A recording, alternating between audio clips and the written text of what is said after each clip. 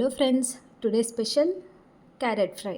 So ఈ carrot fry ఆరోగ్యానికి ఎంతో మంచిది కాబట్టి ఈ క్యారెట్ ఫ్రై ఎలా చేయాలో తెలుసుకుందాం. ఫస్ట్ నేను ఒక పావు కిలో క్యారెట్స్ తీసుకున్నాను. ఇవి మంచిగా పీల్ చేసేసుకొని, ఇసుక ఉంటుంది కాబట్టి పీల్ చేసుకొని కడిగి పెట్టేసుకోవాలి. ఈ పావు కిలో క్యారెట్స్కి ఒక మీడియం సైజ్ ఆనియన్ సరిపోతుంది.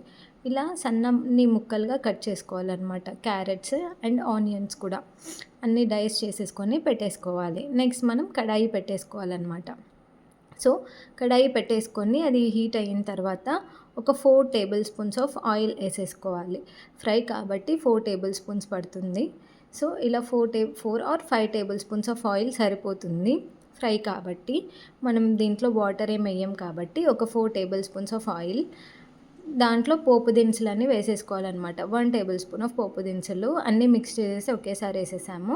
సో ఇలా కొంచెం ఫ్రై అవ్వగానే మనం ఆల్రెడీ కట్ చేసి పెట్టుకున్న ఆనియన్స్ అన్నీ వేసేసుకోవాలి. ఆనియన్స్ వచ్చేసి కంప్లీట్గా ఫ్రై అవ్వాల్సిన అవసరం లేదు. కొంచెం ఒక 2 మినిట్స్ ఆనియన్స్ ఫ్రై అయిన తర్వాత నెక్స్ట్ కరివేపాకు యాడ్ చేసేసాను. కరివేపాకు వేసిన ఒక 2 మినిట్స్ తర్వాత ఇలా అయిపోతుందన్నమాట. ఆనియన్ అంతా దగ్గరకు వచ్చేసిన తర్వాత మనం కట్ చేసి పెట్టుకున్న క్యారెట్ ముక్కలన్నీ యాడ్ చేసేసేయాలి. సో క్యారెట్ ముక్కలు వేసిన తర్వాత ఒక 1/2 టీ స్పూన్ పసుపు అండ్ ఒక 1/2 టేబుల్ స్పూన్ ఉప్పు, అంటే రుచికి తగ్గట్టు మనం సాల్ట్ యాడ్ చేసేసుకోవాలి. సో ఇలా ఉప్పు పసుపు వేసేసుకొని మంచిగా కలిపేసి మూత పెట్టేసుకోవాలి. దీన్ని మనం స్టీమ్తోనే ఉడికిచ్చేస్తాము. దీంట్లో మనం వాటర్ ఏమి వేయము కాబట్టి మూత పెట్టుకొని ఉడికిచ్చేసుకొని మధ్య మధ్యలో చెక్ చేసుకుంటూ ఉండాలన్నమాట. మధ్య మధ్యలో ఇలా కలుపుతూ ఉండాలి, ఎందుకంటే మాడిపోయే ఛాన్సెస్ ఉంటాయి కాబట్టి. ఇలా మంచిగా మిక్స్ చేసుకోవాలి.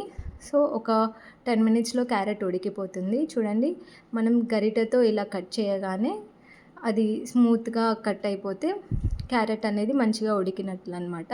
సో ఇందులో నేను 1 టేబుల్ స్పూన్ ఆఫ్ కారం వేస్తున్నాను. ఈ కారం వచ్చేసి కొబ్బరి, వెల్లుల్లి అండ్ కారము పట్టినదనమాట. చాలా టేస్టీగా ఉంటుంది. అట్లే 1 టీ స్పూన్ ఆఫ్ ధనియాల పొడి, ఫ్లేవర్ మంచిగా ఇస్తుందన్నమాట.